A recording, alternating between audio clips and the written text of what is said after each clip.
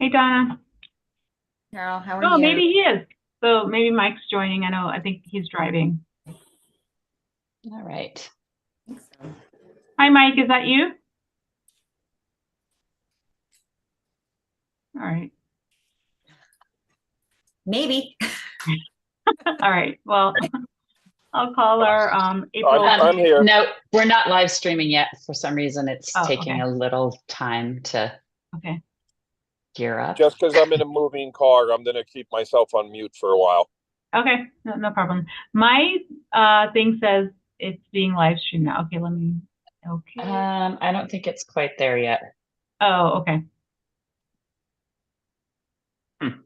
It it looks like it is on, I get to but then you're see, the one that like initiates it. So, yeah, no, I see it on another like platform when it finally kicks in, and I am not oh, seeing it okay. yet. But rename, hang on. No, cancel. All right.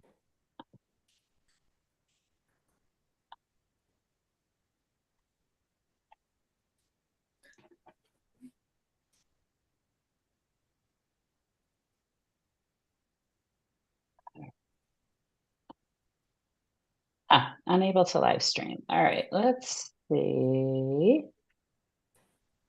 Update the streaming URL.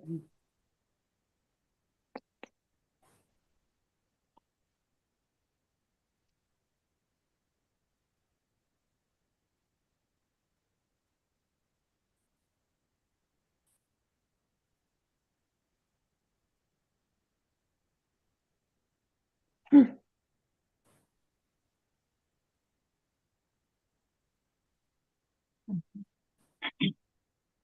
So sorry, I had to update the streaming URL, but it doesn't seem to want to take that. Let me try this one more time. And if not, I will just record the meeting. Okay. All right. By the way, it's not me heavy breathing, it's my dog. We don't have to worry about you, Kathy, over Not there. yet. Not yet. I Well, was it is a Okay. long day for the doggies. I was telling Donna that I'm running the Boston Marathon on Monday, so keep You the are? keep the lights on, which is why I said not yet. Oh, no, that's Okay. amazing. I think we're Yeah. live streaming now. Okay. Yep. All right. Awesome. Okay, so I'll call our April communications committee meeting to order at 5:37. Our first order of business is approval of our minutes from oh, this is from our last month's meeting. Was it March 10th? No, it wasn't. It was March March 19th. 19th. hmm 19th. Yeah. Um, okay, yep. So any changes to the minutes, or discussion on the bylaws or the discussion about on May forum topics? They look good to me. Okay, all right. Do we need to make a motion that we accept the Just one person to make a motion and then we'll call the roll. I make a motion. Okay.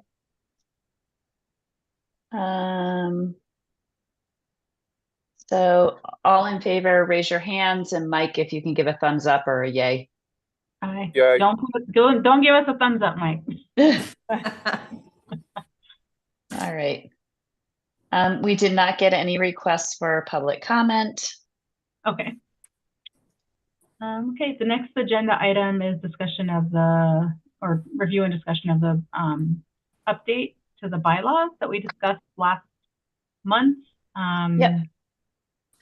So in your board packet is sort of a revision of what we initially started with. I think incorporating both aspects that Dr. Oladile you liked and that Miss Bradley liked. I crossed out what was there that sort of seemed redundant or the language that we were trying to replace. So this is kind of the new version of the bylaw.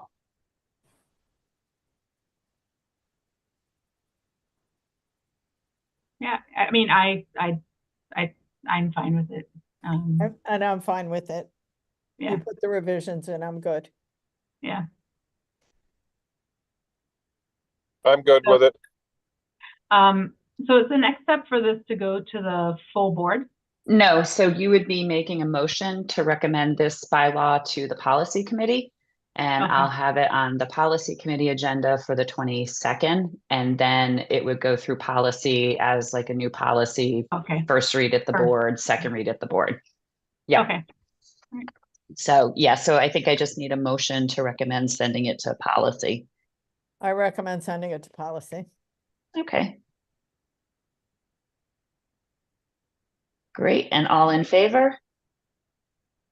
Aye. Perfect. All right. All right. Sort of connected to that, just a little research so that you know, Donna had asked me to contact the other districts who had communications committees to see kind of what their communications committees did. I reached out to the 4 in Connecticut. I heard back from 3 of them.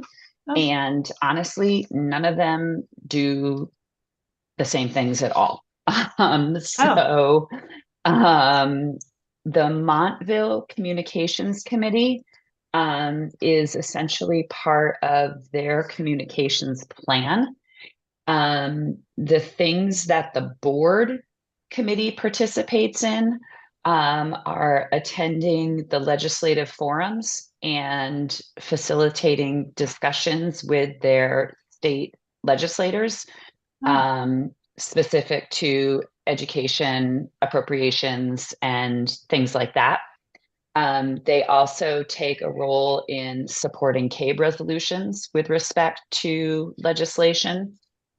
They do host community forums. Okay. They specifically changed some of the work at their board meetings. So their goals were to promote district information at board meetings, increase attendance of the public at meetings, and use board meetings to educate the community and promote relationship building. The specific actions they wanted was to change the board meeting configuration to welcome the public and encourage administrator participation, to change the principals reports to the board to presentations every other month across all levels to highlight their vision of the portrait of the graduate and their definition of deep learning. And then to change citizens' comments at board meetings to allow comments on agenda items at the end of the meeting, and then to follow comments with that information sort of building future board agendas. So they sort of had some specific goals with respect to the organization of their board meetings. But the other work was primarily with the legislators. The Colchester— That was Montville? That was Montville. The Colchester superintendent, his response was, to be honest, this committee no longer exists. The group would meet to prepare newsletter articles, letters to the editor. Eventually, they determined they could be more effective working independently and sharing their thoughts with the chair instead of being hamstrung by having to post a meeting, etc. And then the Tolland superintendent said that they generate and write letters to the legislature based on what the board feels is important. They also conduct surveys to gather information. He actually invited me to sit in on one of their communications subcommittee meetings, which they meet during the workday. So I'll be attending next Wednesday, I think, at 2:00 in the afternoon. If not, since it's our April break and I may not be able to attend, I'll go to the May meeting and just kind of get a feel for what it was like. So a lot of it seems to be legislative advocacy with a little bit of community outreach, and some of it just kind of thinking about board meeting structures.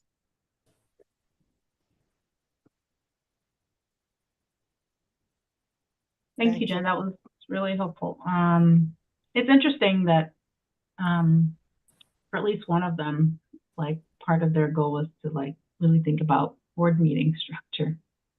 So, yeah. I mean, as I think our bylaws are like wide enough that we can, you know, if we decide to do other things, I think we're certainly permitted based on what we have here. So, I mean, the bylaws certainly didn't address anything in terms of political advocacy or legislative advocacy. And it's one of the places where, I mean, we certainly in the state of Connecticut have boards who are very strong in that area. So much so that you probably are also recipients of letters that come from some of those boards when they write them to the legislature, so that, you know, obviously they're sharing it with you in case you want to sort of write corresponding communications. I've definitely, when I've submitted public testimony, I've seen other board chairs or boards sort of submitting their own testimony separate from that of their superintendents. And we don't actually address that at all in the current bylaw. So I don't know if that's something that our board would be interested in doing. I think the challenge, of course, would be that if you're drafting or representing the board, you have to make sure you're all in agreement on the piece of legislation that you either are for or opposed to. It makes sense. That might be why Colchester disbanded. Yes, because an independent standalone board member would be able to sort of draft that, or you could do that, you know, through, you know, sort of through the board chair, which actually it's usually the board chair that I see submitting the letters of testimony, frequently, obviously written on behalf of the board. Well, I think this gives some food for thought if we want to expand, because it seems that the main focus has been on the community forums. So that's good information. I'd have to, you know, think about what, and we could talk about what, if any, expansion we should do. And Carol, do you have any initial thoughts? I mean, no, not right now. But I am wondering like how that happens now, or if there's any legislative advocacy that happens at the like administration level or in the past with individual board members. I know that the like town political Democratic and I think Republican committees, like I think some of that happens. I know that ACES does. Yeah, so CABE really sort of is your best resource for kind of parsing through educational legislation that actually impacts boards of ed. Because remember, your local legislators, I mean, they can sit on any number of committees up at the state capitol. So they're kind of got fingers and hands in all kinds of pie, but CABE is just solely focused on educational legislation. They will come out with their position. It doesn't necessarily always align with what I think individual boards think. For example, they just came out in favor of some positions around CNR that pretty much all of the regional superintendents were opposed to. But it really was a difference between how regions work with budgets and how local educational districts work with budgets. And obviously there's far more local districts. So you have to be careful with what their positions are. So they really support boards of ed. I have my own organization through CAPS. So they keep me in tune with legislation, and then I will do written testimony, but it's really, I represent myself as a superintendent, not as representing the Board of Ed. And certainly from everything I understand, and CABE has some really good workshops on this, volume matters. So the more testimony they have either in favor or against certain bills, that really drives a lot of the decision making. It's not necessarily who writes it, but how much. So, I mean, the who is sometimes important. When CEA writes a letter, they pay attention to that because they're representing a lot of people, but they do look at volume as well. And so they really do encourage that kind of sort of attention to detail of some of those bills. But they So sort of help when you through it. When you write as the superintendent, not as the board, do we get a copy of that? It's public information, though. It's all submitted. Like if you go to any one of the bills, there's a place where you can click to see what testimony's been provided. And a lot of times we will as superintendents, we'll hone in on something. Like we're not opposed to the whole bill. It's usually a component of the bill that we're opposed to. So we'll sort of zero in on something very specific. So what flagged for me is when you said volume, right? So then, you know, if we knew that you were supporting something, it might behoove you if we as well wrote a letter if we were in agreement with your position. Yep. But again, I think that's where we'd have to sort of figure out, is it this committee that writes it representing a common position of the board, or is it Paul who writes it as chair of the board? But I think that ultimately it has to be something that at least all 13 of you are behind, or else then you write competing letters and it doesn't necessarily help. That's true. I hadn't thought about the other small place to start is, I meet at least twice a year with our legislators. The BOA superintendents get together very deliberately to bend their ears. You know, I don't know how, I know that Mary Wielander is extremely accessible and very pro-education. So she's always like seeking out information, but I find Kathy Kennedy, Leslie Zupkis, Senator Maroney, they're all really willing to talk to people. So I don't know how often board members have an opportunity to interact or speak with them. That's the other way. That's kind of how Montville approaches their advocacy. Of course, I think it's a smaller town and they probably have fewer reps. And then, you know, Mike and Christina and Paul all came to the Cave breakfast, and that's a good place where you're going to get a lot of reps who are from our area, but a bigger volume than just the people who represent Bethany, Orange, and Woodbridge. Okay.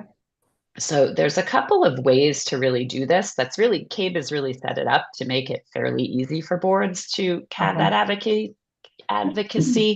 So if it was a place to expand, I don't think it's an unreasonable lift. I think you just want to make sure there's a process to make sure whatever positions come out from the board is a position everybody's behind. What about this committee communicating the legislation that you've written public testimony on and submitted? And that way it comes from here to the rest of the board, and it could come up for discussion to whether it's if they want to write as a board member, or a communication from the board chair or the board itself as a position. So here's the biggest problem with legislation. You often only have about 2 to 5 days to form an opinion, respond, and submit a response. Okay. It comes extremely quickly. You wouldn't really have necessarily a chance to get a board meeting together and have lengthy discussion. So there have been days where, and this is the one that just happened, where we got an email on Wednesday that said, this is a bill that's coming up for public hearing on Monday. So we essentially had 2 days to submit our public testimony. And that's not unusual at all. So what about the process of what bills are being considered and what committees they go to? And then if they make it out of committee, so which ones to keep an eye on that they are making it out of committee and how they could affect the board. And then maybe so that's where having a CABE liaison would be helpful, because you guys get those emails pretty much every week when the session is active. So you can sort of follow up and read them. And they do it, like I said, they do an amazing job tracking. They host webinars like every other week to talk about what legislation's coming out. They're those like lunchtime webinars, but they're recorded. But it's, On to a couple.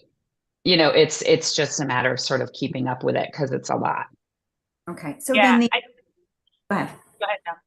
Oh, I was just say the other thing that I'm not sure if you want to consider is Vermontville, how they did their relationship building and with the community. I know that there's at least one other board that when they go through each agenda item, and this is someone who told me this, that each agenda item, then they have a room for public comment to get feedback. And my response was, wow, your board meetings must be really long. And that is exact. She's like, yes, they are. And I said, I can see the value in that, but we have 13 members and I can see how that could be really long if we would incorporate that type of feedback. And I do like keeping public comment to agenda items. However, I also see value in public comment being available for anyone. So some boards, Donna, have like public comment at the beginning of the meeting or items that are relevant to the agenda that evening, and then all other public comment is like at the end of the meeting. Right, if they want to stay through to the end, which last night was a relatively short meeting, but there are some evenings when it is not. Right. So I can definitely see that. I don't know. I don't have a firm opinion. I just either way. Yeah, no, this is good. I think so for ACES too, like Tom, the executive director, usually if they're like things they have submitted public comment for, things they're bills that they're supporting, they'll like announce it. And obviously if you're in support, you can, you know, write yourself or like ask your board to also support, you know, if you can get sort of widespread support. But yeah, I guess I forgot about like CABE is a way that makes it easy to be in the know. I guess we could always expand right now and work through the community forums, and then after that, bring that conversation around this The board committee. corner. Well, and I mean, if that, a lot of our people that are new to the committee haven't done a community forum. So let's get through one. We can do a community forum and then have that conversation in the fall when everybody can sort of see the volume of work that goes into planning it. Right. Okay. So when we start talking about, I have a couple questions about how we're going to run the community forum. So that's our next item agenda if we're done. Yeah. So that's a nice segue into our next agenda item, which is planning for the May Community Forum, which again is May 20th. And so there are a couple things, and Jen, chime in if I'm forgetting anything, but one is like thinking about, we already set a date for when questions will end receiving questions. I guess like advertisement, thinking about, I think, new ways, if there are any new ways to like push the flyer, the advertisement out to our community, if we feel like we haven't sort of tapped out all the different avenues to advertise for it. And then thinking about roles and how we'll run the forum. In the past, when we've gotten questions, like two members of the committee would get together and sort of go through the questions, bucket them in terms of like topic areas, and then send them. And then I think we sent them to you, Jen, for you to be able to identify who needs to be present for. Yes. Okay. But actually during the forum, like two of us would take turns reading questions for the period where we're answering or asking the questions that were sent ahead of time. And then I think the key thing we learned from between the first and second forum was to make sure we had a hard stop to be able to ask live questions from people who were physically present.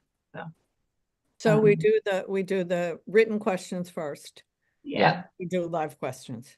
Yeah. And we do the written questions. The last time we did it, they lasted about an hour. Yeah. And we wouldn't go past the hour. So, and so we had the hard stop at 7:30, and that gave us 30 minutes to ask live questions. And we had a relatively hard stop at 8 because everybody's kind of tired by then.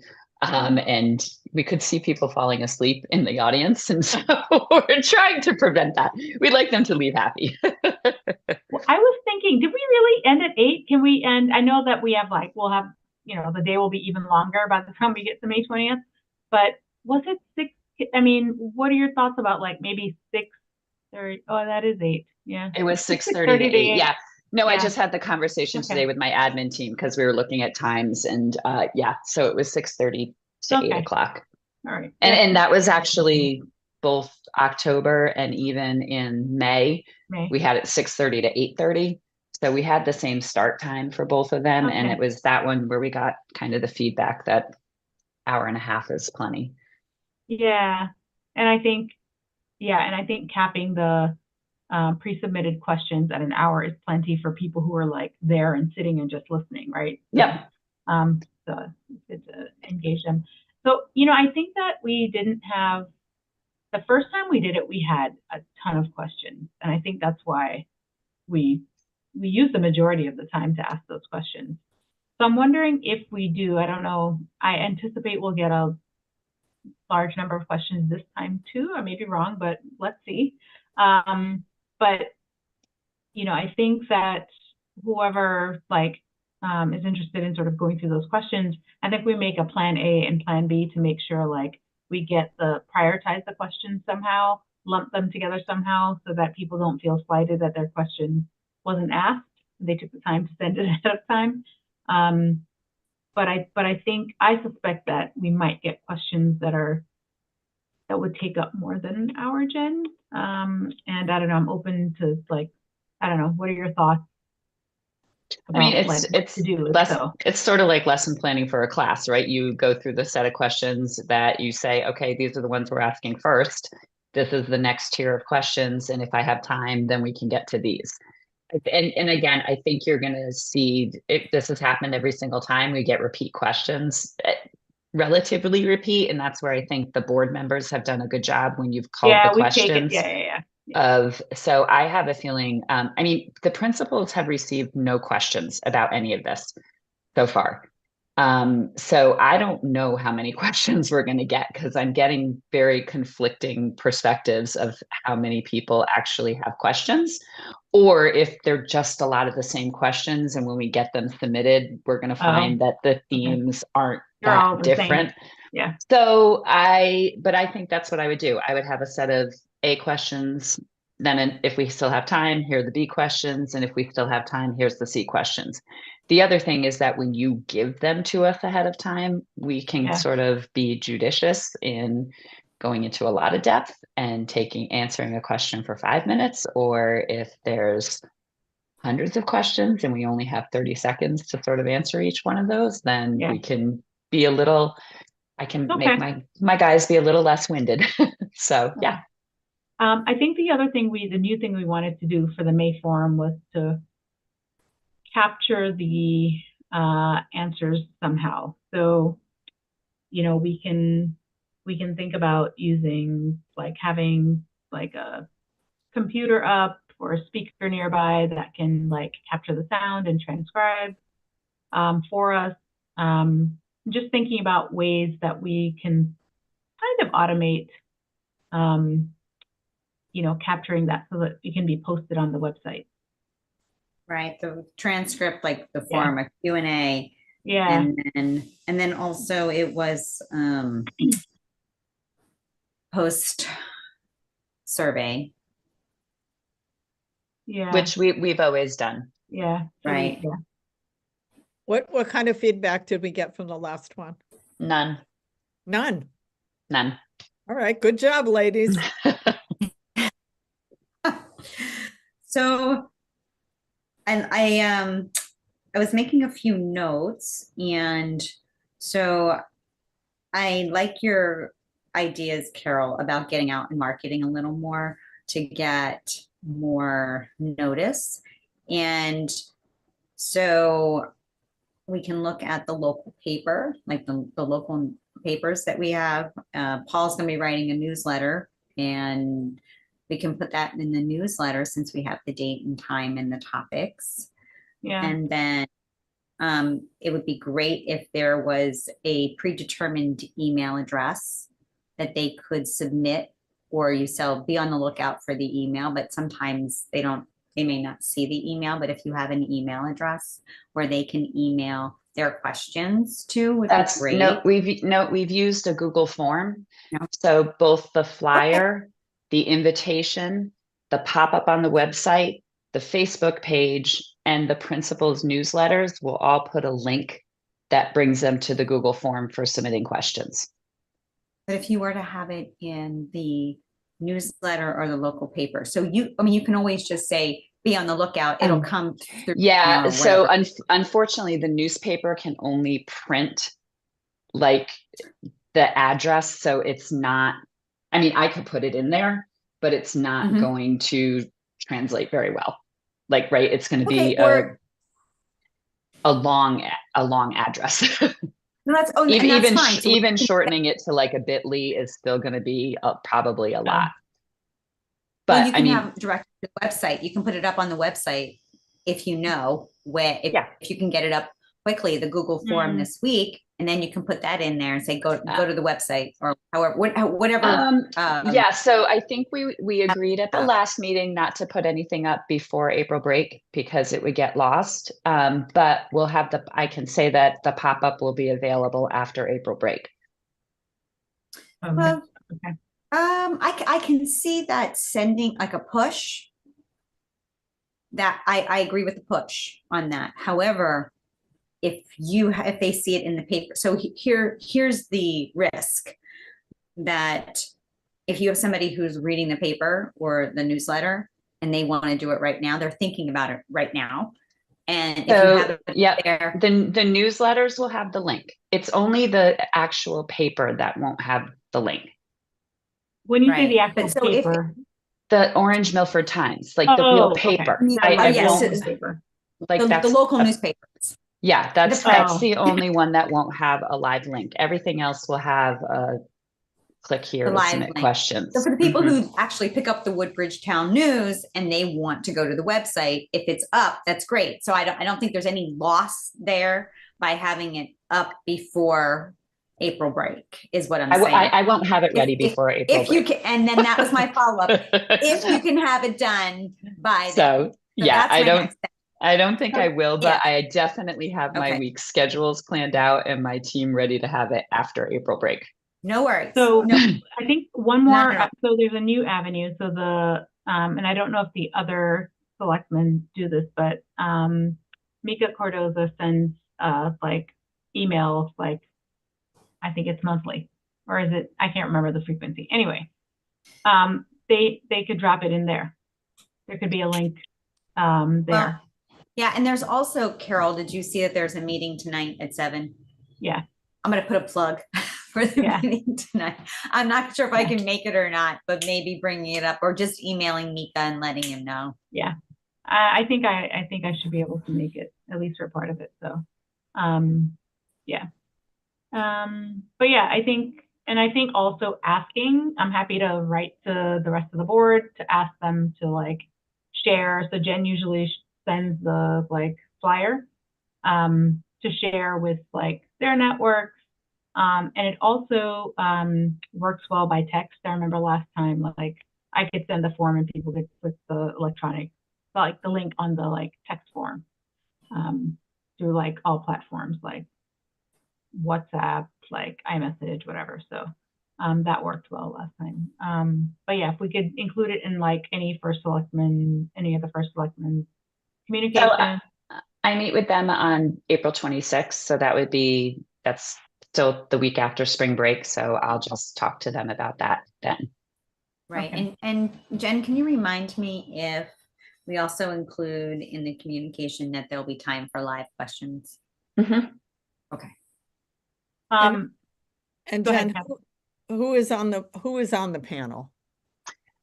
We talked about this the last time, so it'll be the three principals, me, Mr. Picaro, Mrs. LaPlante, somebody from Pupil Services. I don't know if it's Mr. Mendelson or Mr. Brandt yet, but one of them. And then we talked about talking to either Carla or Andrea as teachers, so they would be the board part. I probably will talk to Carla first because she both teaches a dual enrollment class and she's at the upper level, so it would apply more to the unleveling discussion. But if she can't, I'll ask Andrea. And then I'm still trying to work with Mr. Cumstone regarding who will represent teachers. Okay. And then in terms of like us and our role in running the forum, so two people generally will like read the question. So if any, I'm happy to do that. And is there anyone else who wants to volunteer to like review the questions ahead of time so that we can send them to Jen and then like tag team reading them during the forum? I think we had someone else who did the like live questions. I'm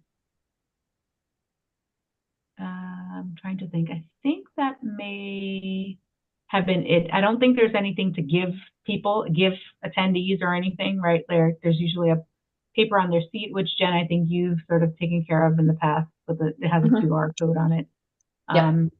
For them to ask questions and then also for them to complete the like survey of like how they liked it. I think that's it, right? From what I remember. So just like Is it going to be in the library? Oh, I'm sorry. Oh yeah. Yes, that's the plan. The only thing that would cause us to change it if it was raining. Oh, really? It's loud, right? Yeah. It's loud. Oh, because of the metal roof. lights? So Right. yeah, Okay. so I we'll was going to say, what's wrong with the library? I know. I was like, are we going to No. be rained on? no, but the metal roof, it's almost unbearable. It makes the lecture hall and the air handler sound like a peaceful, soothing sleep sound.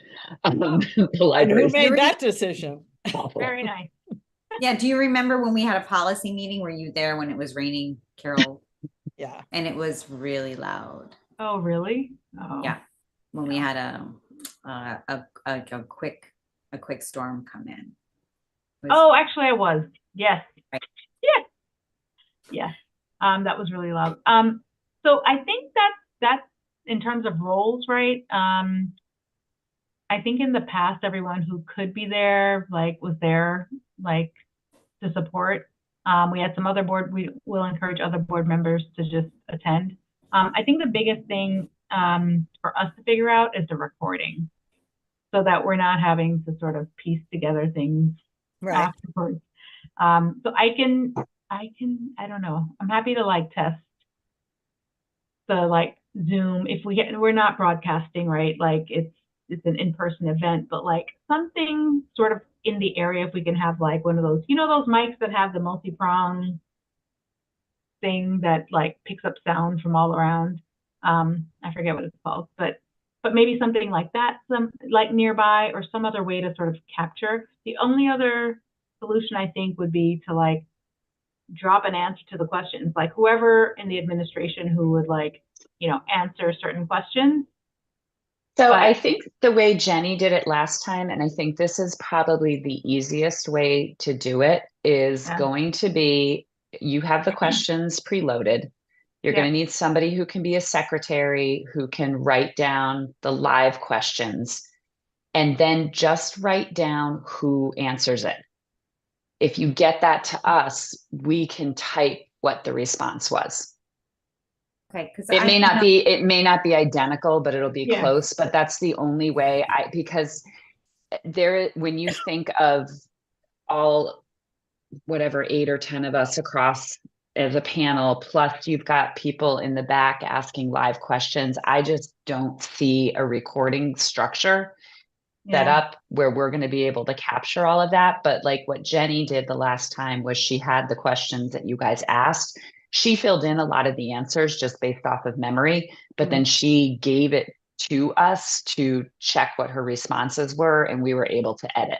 And that was fairly efficient. And with 8 of us or 10 of us up there, we can divide and conquer that work pretty well.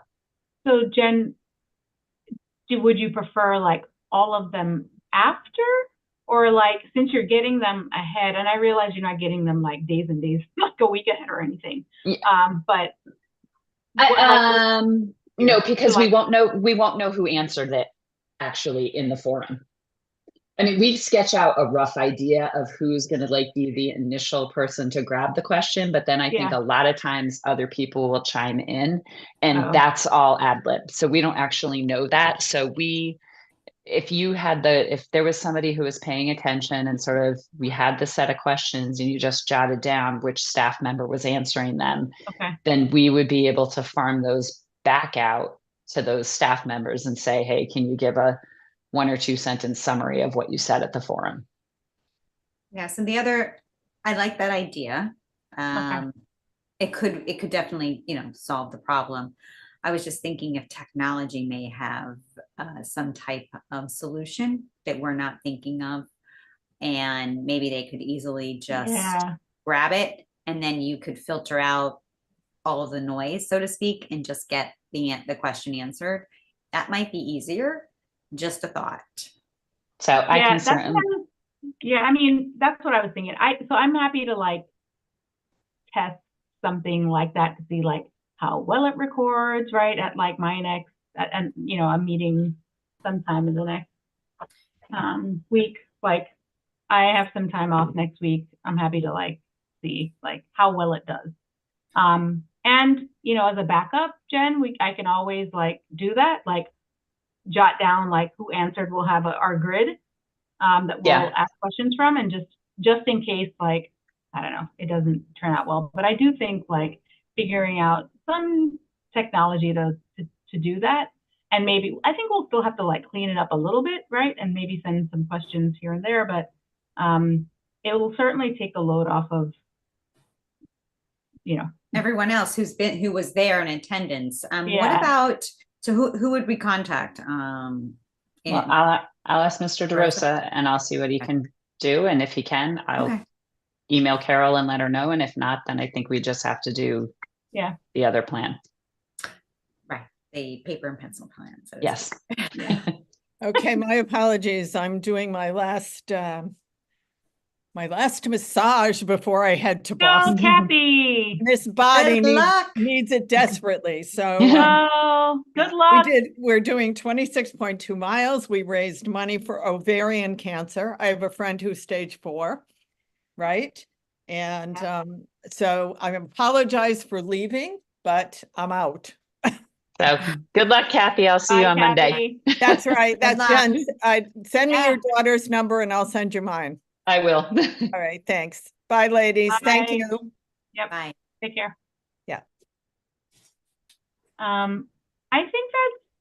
think that's good. At least let's explore. So we'll see. Anything I might be forgetting in terms of planning? So we have the announcements will start going out the week after break. How many pushes? I think that was another thing. Did you want to discuss the number of pushes? Did you have an idea, Jen? So I'll do an initial one the week after break. That's the week of the 20th. I will probably put something onto Facebook the week after that. Then I won't do anything because then we'll switch to referendum reminders because that's actually more important. And then once the referendum is finished, that's when we'll probably do pop-ups and the text messages. It'll go into the principal newsletters. Okay. So it'll really be, yeah, that kind of first full week of May where we'll put out a lot more information. But I need people to focus more on the referendum and coming out to vote however they wish to, and then coming to the forum. Right. So this is what I have, like the local papers, the newsletters that, I'm sorry, excuse me, that Paul writes, the emails which come from the schools in the form of the principal's letters, texts, and what's going to pop up on the website. I think that's everything. Yeah, and Excellent. it'll go into this month's newsletter because the main newsletter will go Right. out after the deadline for submitting questions. So it'll be in this Friday's newsletter. Right. So the deadline for publishing will be this week. And the Yeah. first selectman. Not newsletter, newspapers. Sorry, newsletters Right. are Yeah, easy. no, Those we I can control. I knew what you meant. Yeah. So, the paper. And then Jen, the first selectman, if they have, I don't know if Orange and Bethany have like a electronic, yeah, I guess it's Yeah. the same, but whatever. I'll talk to them on the 26th. Okay. Yep. Okay. And then if anyone wants to, so I think questions stop on the 14th. So anytime between the 15th and 17th. Oh, you know what? Yeah. Oh, yeah. Anytime that week, and so like actually probably the 18th. If anyone has time, and you don't have to decide today, but like if you have time on the 18th, I just realized I'm away the 15th to the 17th, back on the 18th. So the Sunday. So I would suggest maybe you put out an email to all the members of the committee because you can only have one other person. Yeah. Or else then you become a meeting of the committee. So put it out to everybody, see who's available, and make it clear that there can only be one other person besides you who synthesizes and curates the questions. Okay. Okay. So I will do that, and then I think otherwise I think we're okay. All right. So Is there anything else that Mike or Donna regarding the forum planning? No. Okay. No, I'm just being kind of quiet and learning from you guys. So I know when I should be quiet and listen and learn. So and then as we get closer, I'll like send reminders. I know you will too, Jen, but like to the rest of the board, just to encourage them to come. Yep. So, all right. If there's nothing else, for next month, our next meeting is. It will. So you can sort of have so what we've done in the past is we actually haven't met on May 14th, which would be the day after the board meeting because of the forum. Your meeting sort of was the forum. The forum. And then we would meet on June 11th after the board meeting on the 10th. And then we'd also have the feedback from the forum at that point. Okay. So yeah, so we've not met in the months when we've actually run the forum. That's substituted as the meeting itself. Okay. All right, that works. So I'll identify someone else to go through the questions. You can expect, we usually send it to you the same day, like right after we're done, we just email it to you. Yeah. Oh, is that enough time for you, So Jen? I'll usually meet with my staff the Wednesday or Thursday as soon as the questions are closed. And regardless of how you curate them, we poke through them and figure out who's going to deal with what topic. Got it. Okay, and actually, I think sometimes we've given you feedback of how to group them because we've seen how they fit together in terms of how we can best answer them. So I think we've done that before for you guys before you've met on the weekend. Oh, okay. Okay. All right. Great. I think that's it. So if there's nothing else, We will be in communication by email regarding the forum, and then yeah, otherwise we'll see you guys at meetings before the 20th. So 6:30 to 8 on the 20th. So we can adjourn at 6:24. There's nothing else. All right.